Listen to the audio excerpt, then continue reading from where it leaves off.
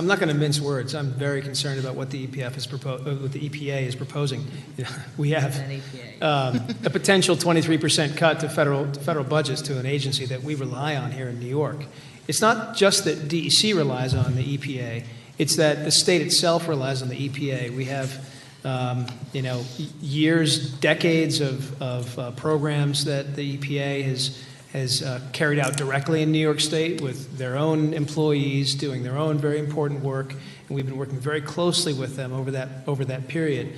We've not seen a proposed cut like this with the likelihood of success, frankly, ever, at least not in my lifetime. So we're very, very concerned about what's happening at the federal level. I know that the congressional delegation that we're working with is also very concerned. I mean, they're talking about lining out certain programs like the Great Lakes Restoration Initiative or Long Island Sound. I mean, it's a sort of an all-out assault on that budget. We also get money directly from the EPF at DEC. I mean, we get EPF. We spend the EPF. We get EPA money at DEC for the implementation, carrying out of federal environmental laws, Clean Air Act, Clean Water Act, and certain other programs. So the prospect of a cut is concerning to us for very obvious reasons, because that would have a ripple effect on our staffing.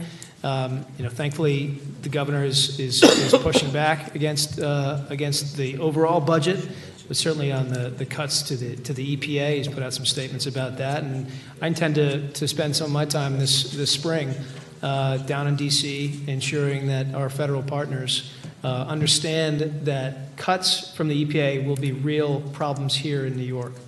But what is our plan B in our state budget? Well, plan B is to fight back.